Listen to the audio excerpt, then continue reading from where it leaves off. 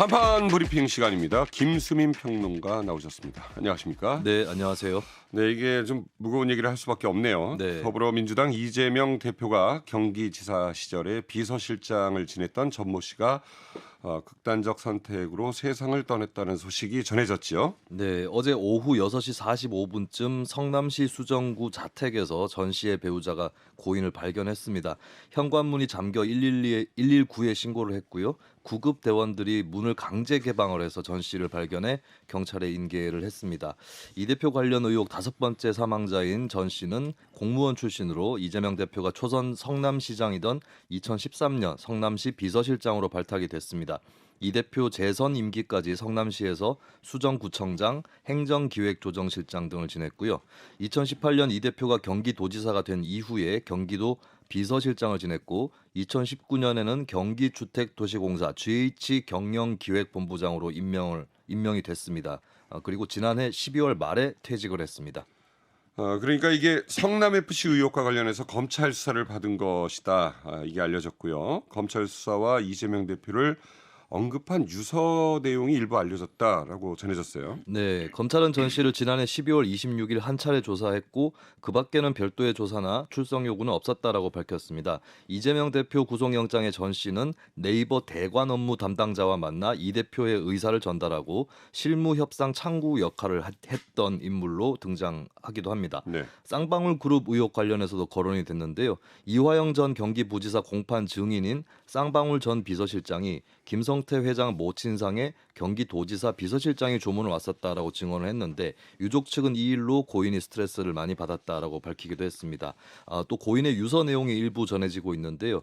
열심히 일만 했을 뿐인데 검찰 수사 대상이 돼 억울하다. 네. 그리고 이재명 대표님 이제 정치를 내려놓으십시오. 더 이상 희생은 없애야지요라는 취지의 내용이 전해지고 있습니다. 네. 한편 이재명 대표는 고인의 사망 원인으로 검찰의 압박과 조작을 거론했습니다. 네, 이재명 대표는 고인이 반복적으로 검찰 수사를 받았다라고 하면서 검찰 측의 설명과는 상반되는 주장을 했습니다. 없는 사실을 조작해서 억울하니 극단적 선택하는 것 아니냐라고 하면서 검찰을 규탄했는데요. 오늘 현장 최고위원회에서 이재명 대표가 한 발언 듣고 오시겠습니다. 네. 아무리 비정한 정치라고 하지만 이 억울한 죽음들을 두고 정치 도구로 활용하지 마십시오. 이게 검찰의 과도한 압박 수사 때문에 생긴 일이지 이재명 때문입니까? 수사 당하는 게 제 잘못입니까? 주변을 먼지 털듯이 털고 주변까지 털어대니 주변 사람들이 어떻게 견뎌합니까? 그야말로 광기입니다. 광기. 검찰의 이 미친 칼질을 도저히 용서할 수 없습니다. 네, 이재명 대표는 자신의 주변 어떤 여성은 8차례 수사기관에 불려가서 반복적으로 똑같은 질문을 받았다. 그리고 오랜 친구는 정치 후원금을 냈다고 수원지검에게 소환 연락을 받았다라고 주장을 했습니다. 그러면서 검찰의 미친 칼질을 도저히 용서할 수 없다라고 말했고요. 그리고 한편 최근 이 대표와 대립하고 있는 유동규 씨도 공판 출석 도중에 입을 열어 위법적인 행정 요구가 이런 사건을 만들어냈다. 이재명 대표가 책임져야 하는데 항상 뒤로 물러나 있다라고 밝혔습니다. 네. 그리고 이재명 대표가 오후 1시에 성남시 의료원 장례식장에 전 씨의 빈소를 찾았는데요. 아직까지 들어가고 있지 못한 상황이라고 전해지고 있고 유족 사이에서 조문을 놓고 의견이 엇갈린다는 소식이 나오고 있는데 네. 확실하게 밝혀진 바는 아직 없는 것 같습니다. 자, 여기서 이제 그 사망 원인으로 이재명 대표 책임론 그리고 또 검찰 책임론 이 두 가지가 나란히 제기가 되고 있습니다. 미친 칼질이다 검찰. 네, 이런 표현을 썼어요. 좀 거친 표현인지 모르겠습니다만은 아무튼 자, 두 분께서는 어떻게 보십니까? 이게 좀 과도하거나 부적절한 수사가 있다고 보십니까? 일단은 저 이재명 대표의 저 영상을 보고 저는 정말 인간적으로 어떻게 인간이 저럴 수가 있나라는 분노감이 들어요. 지금 4명이거든요. 자기를 만나지 않았으면 이 사람들 살아있을 겁니다. 자기 때문에 그렇게 됐거든요. 그러면 사람이 양심의 가책이라는 걸 느끼지 않겠습니까? 그런 것 없이 계속 검찰 탓만 하잖아요. 지금 문제가 됐죠. 전모 씨. 작년 12월 달에 네. 딱 한 차례 조사받았습니다. 성남 FC 사건 관련해 가지고 그때 조사는 녹화 조사였어요. 모든 상황들이 지금 녹화가 돼 있습니다. 네. 녹화가 되는데 검찰이 거기서 뭐 강압 수사를 하거나 부적절한 취조를 하겠습니까? 딱 한 번이에요. 또 불렀느냐? 여러 차례 불렀다는데 안 불렀거든요. 유족들이 확인해 줬습니다. 다음 소환 조사 그런 얘기 없었다. 딱 한 번이거든요. 그럼 왜 그러냐면 성남 FC 그 공소장에 네. 거기 이분 이름이 25번이 등장하거든요. 어쨌든 그 현장에 자기도 있었잖아요. 저는 이분 책임이 아니라고 생각을 하거든요. 왜냐하면 공무원이잖아요. 시키면 시키는 대로 해야 되고 윗사람이 가자는데 따라간 거지 않습니까? 그런데 본인은 굉장히 압박을 느낀 겁니다. 위법한 행정 행위에 자기가 동원이 된 거 아닙니까? 그러니까 거기 때문에 거기에 대한 죄책감 때문에 네. 거기에 대한 부담감 때문에 지금 스스로 목숨을 끊은 건데 지금 앉아가지고 누구 때문입니까 결국 그걸 지시한 사람이 누가 이재명 대표거든요. 근데 이분 검찰 때문이다 지금 이렇게 나오고 있잖아요. 저는 정말 인간적으로 정말 분노합니다. 이 사건에 대해서. 어떻게 생각하십니까? 예, 저는 이제 뭐 사실은 방송에 나오고 정치 평론을 하고 있죠. 네. 민주당의 당원이기도 하고요.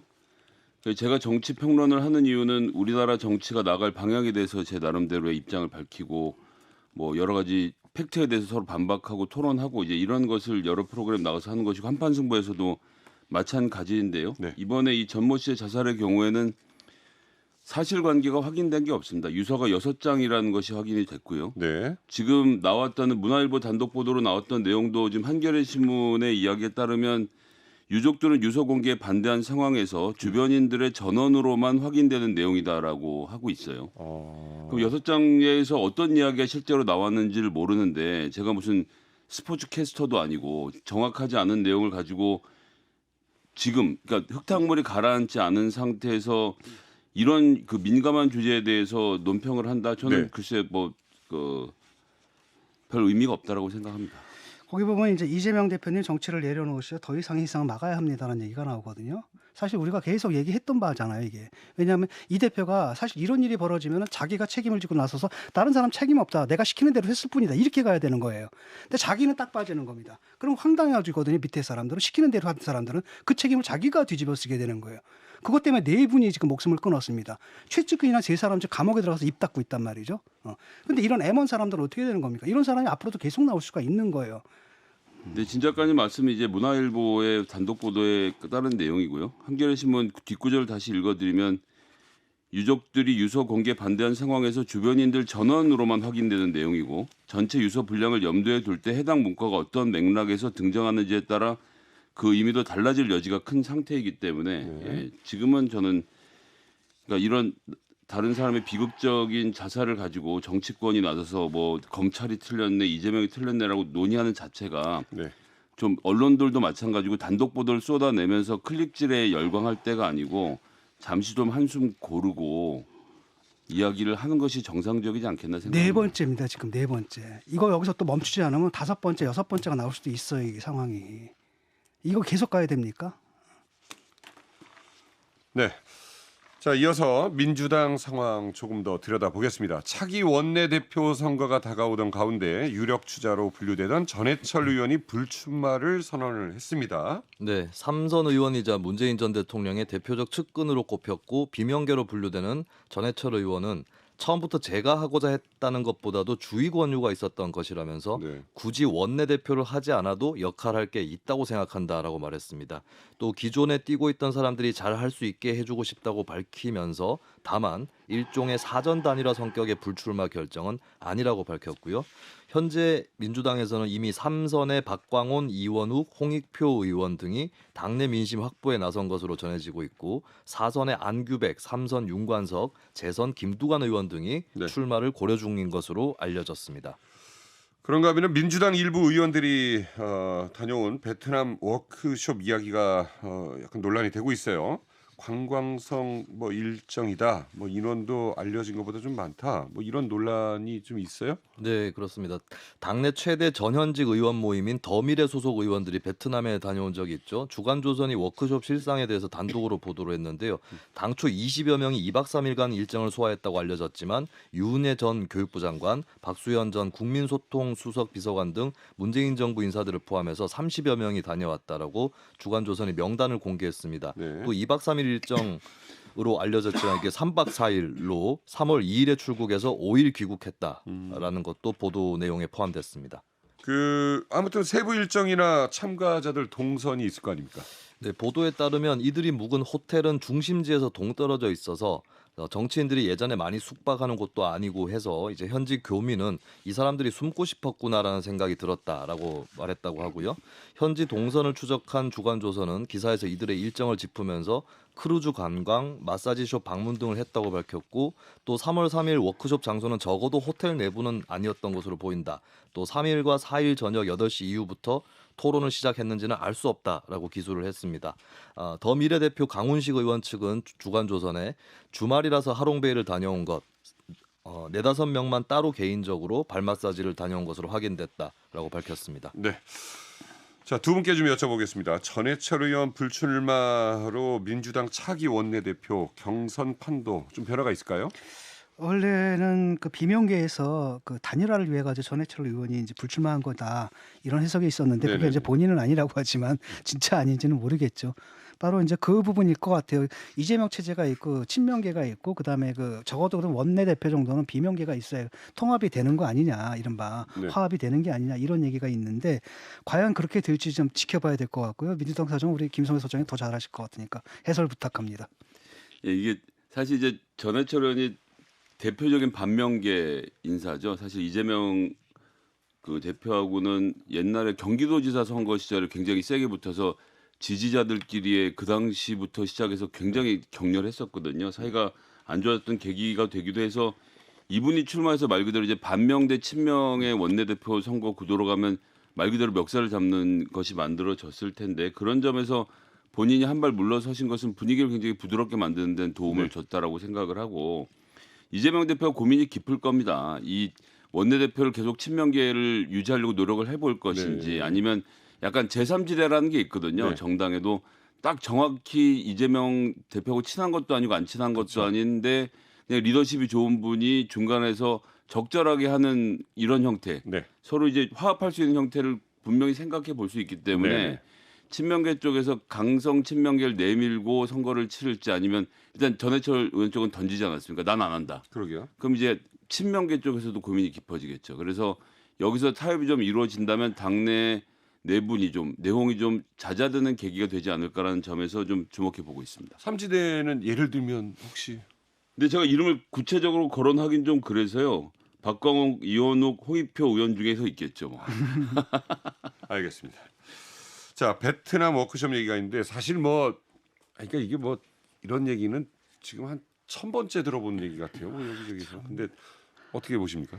아니 워크숍 하는데 왜 베트남까지 가? 베트남에 가려면 베트남에서만 할 수 있는 뭔가가 있어야 되잖아요. 그러니까 누가 봐도 이거 관광이고 더 이제 황당한 건 뭐냐 국회가 열리고 있는 중이잖아요. 그때 그 국회 누가 열었습니까? 지들이 열었거든요. 방탄용으로. 네. 3월 1일에 국회 열어놓고 자기들은 야 거기 그 뭡니까 놀러 간 거 아닙니까? 결국은. 네. 그래서 왜 이런 짓을 하는지 좀 이해가 안 갑니다. 아니 김수민 평론가님 네. 이거 이런 소식 전할 때마다 좀 네. 어떤 생각이세요? 뭐 사실 뭐 의원들이 밝히기로 사비로 갔다 왔다라고 얘기를 하고 가서 뭐 열띠게 토론했다라고 사비로. 네네, 근데 이제 하는데 국회 일정이 있으니까. 근데 그게 그렇죠. 좀 문제가 사실 되는 문제가 되는 거죠. 건 네. 국회 일정이 있기 때문에 네. 그리고 3월 2일 이렇게 3월 1일부터 해서 국회를 여는 거에 대해서 이제 여야 간의 이견도 있고 했었던 네네. 상황이었잖아요. 근데 그렇게 열었는데 또 민주당 의원들 일부가 나갔다라고 네. 하는 게 이제 아무래도 무리가 된 것 같고 그리고 이게 당내에서도 논란이 뜨거울 수밖에 없습니다.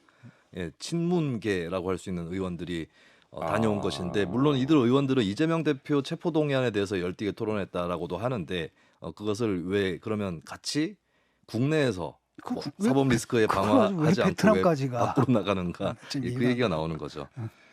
그렇죠. 네, 알겠습니다. 자, 이거 지금 뜨거운 얘기예요. 그 JMS와 정명석 교수를 다룬 다큐멘터리 나는 신이다가 공개가 됐고요. 후폭풍이 계속되고 있습니다. 그런가 하면은 뭐 이 KBS 내부에 JMS 세력이 있다라는 주장이 나왔고 그게 또 생방송에서 이렇게 나오게 됐죠. 네, 그렇습니다. 어떤 내용입니까? 네, JMS 반대 단체인 엑소더스의 대표 김도형 단국대 교수가 네네. 어제 3월 9일 밤에 KBS 1TV 더 라이브에 출연을 했었는데요. 예. 생방송 도중에 김 교수가 KBS PD 그리고 자주 나오는 여성 통역사가 신도다라는 주장을 했습니다. 어제 막 이름 밝힐까 말까 막 이런 상황까지 나왔었어요. 네, 그리고 진행자들도 좀 조금은 제지하는 듯한 모습. 그렇죠. 그러니까 속단할 수 없으니까. 그런데도 이제 일단은 김 교수가 얘기를 했고요. 네. KBS는 오늘 이에 대해서 즉각 진상 조사에 착수를 하고 그 결과에 따라 상응하는 조치를 할 방침이다라고 공지를 했습니다. 상응하는 조치. 일단은 이제 사실인지 아닌지부터 조사를 해봐야 되는 거겠죠. 네. 그리고 한편 다큐멘터리 나는 신이다. 신이 배신한 사람들의 기자간담회가 오늘 진행이 됐습니다.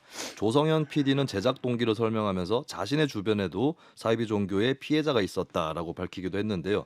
몇몇 장면이 선정적이라는 비판에 대해서는 아주 명백하게 보여줄 때 그 안에 있는 사람이 사실을 파악하고 나올 가능성이 커진다라고 밝혔습니다. 그러면서 긴 시간을 갖고 신뢰를 쌓은 끝에 피해자들이 용기를 내서 입을 열었다는 사연, 미행과 협박을 당한 사실도 소개했습니다. 김성애 평론가님 보셨습니까?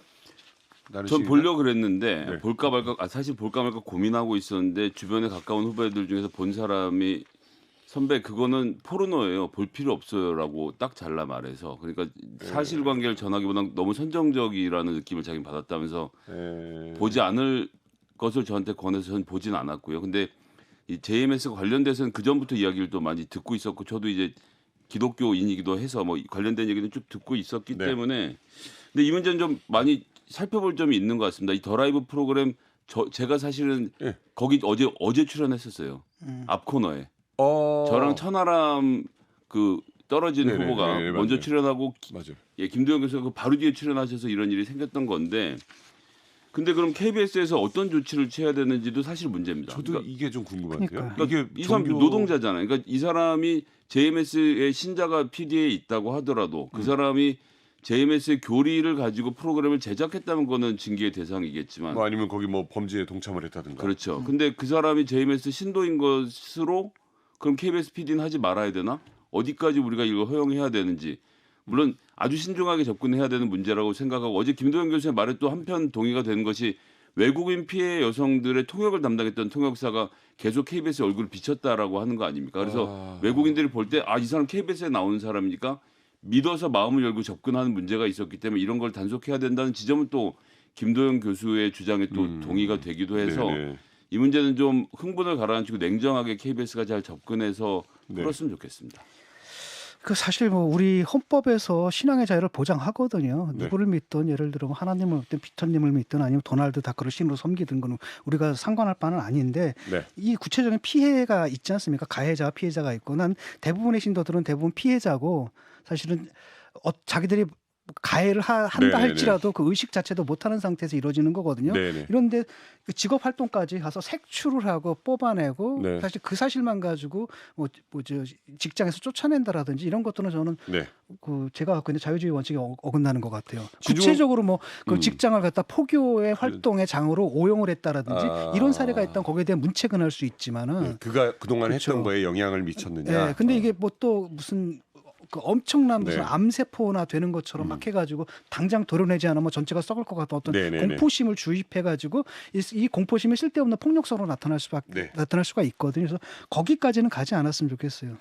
진중권 교수님 아까 도널드 덕까지 얘기하는 좀 애매했지만 뭘 믿긴 하세요?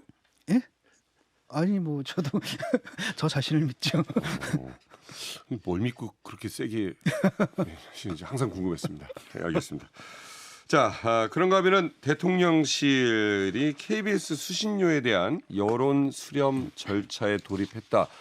이게 지금 뭐 이게 상관 있는 뉴스는 아니었는데 KBS 이야기가 이렇게 그렇습니다. 나왔네요 또. 네네, 직접 연관 있는 뉴스는 아니고요. 그러게요. 예, 윤석열 정부 출범 이후에 여권에서 주로 KBS 보도가 편파적이다라는 주장과 함께 나왔던 얘기가 월 2,500원 수준의 KBS 수신료와 전기요금을 분리징수를 해야 된다 이런 주장들이 나왔었습니다. 네. 이 가운데 대통령실이 어제 국민제안 홈페이지 게시판에 TV 수신료와 전기요금 통합징수 개선에 대한 의견을 올려주세요라는 글을 올렸습니다.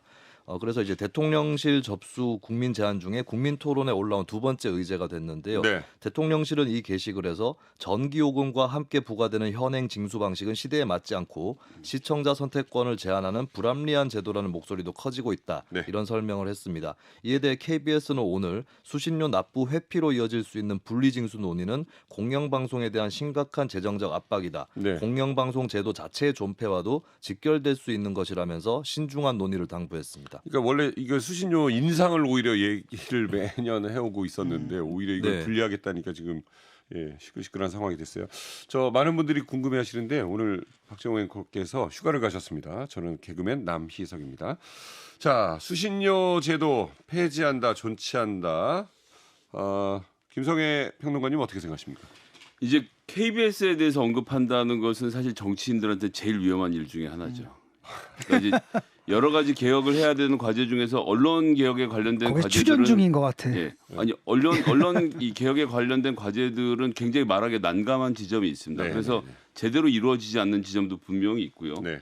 수신료 이 문제를 건드린다는 얘기를 제가 이제 대통령실 한다는 얘기를 들었을 때부터 좀 놀라긴 했습니다. 네. 그러니까 이것까지 맞서서 어쨌거나 여론하고 또는 언론하고의 사이가 불편해질 수 있는 지점인데 이걸 건드린다는 자체가 좀 네. 놀라운 측면이 하나 있었고요.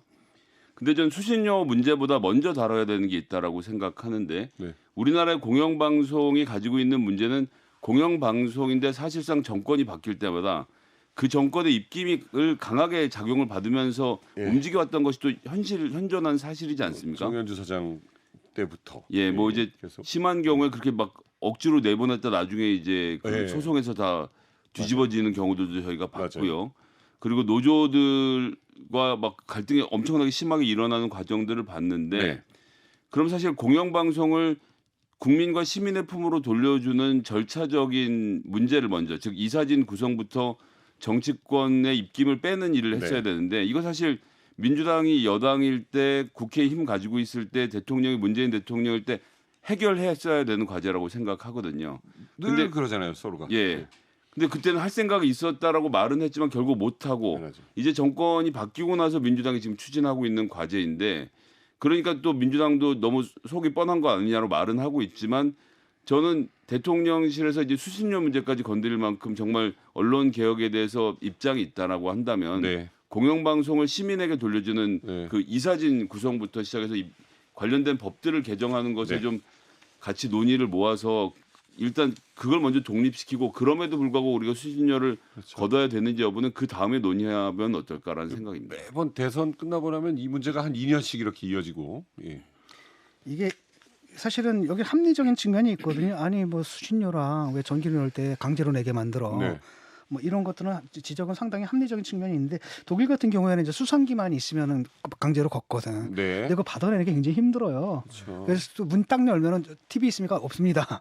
그럼 이렇게 보려면 보지 말게 이렇게 막기도 하고 막. 네네네. 그러니까 사실 이게 실현이 된다면 사실은 수신료 회피는 아주 광범위하게 일어날 거라고 보거든요. 네. 그럼 이제 KBS는 재정 압박을 받을 거고 그걸 어떻게 하느냐? 그러면 그 다음부터는 이제 또 뭐 프로그램의 질이 나빠지거나 네. 아니면 그들을 유지하려면 또 민영화니 뭐니 또는 그렇죠. 광고를 받는지 이렇게 가면서 시청률 경쟁으로 가야 되는데 그게 되면 사실 공영방송의 의미가 없어지는 거잖아요. 네. 공영방송이라는 것은 이게 돈이 되든 안 되든 또는 시청률이 얼마가 나오든 안 나오든 간에 국민들이 알아야 할 것들을 전달해야 되는 측면이 있겠거든요. 어느 국가나. 그렇죠. 예. 어느 국가나. 그걸 해야 되는데 거기에 대해서 대통령실이 어떤 대안을 갖고 있는가 그건 잘 모르겠어요. 네. 지금 이거는 파퓰리즘이거든요. 딱 보니까 시청 이거 올라오네. 요거 딱 건드리면은 네. 지지율 좀 올라가겠는데 이 정도 선에서 얘기가 되는 것 같아요. 그래서 김정일 소장이 정확하게 얘기한 게 지금 이런 얘기가 나오는 것은 뭐냐면 네. KBS가 공영방송 역할을 하는 게 아니라 정치적으로 항상 문제가 됐기 때문에 네. 그래서 이것만 확실히 한 다음에 그 시청률 사실 강제로 하는 게 맞다고 봅니다. 김수민 평론가도 인터뷰 많이 하시던데 KBS요. 아 그렇습니다. 네. 네. 네. 그래서 아이들을 말들을 두분 다 못하는구나. 그런데 예. 저 KBS 출신 개그맨이에요. 그러니까요. 네. 김수민 평론가님 오늘 나만 독립성이 감사합니다. 있구나. 고맙습니다. 네, 고맙습니다. 좋아요. 구독 알림 설정.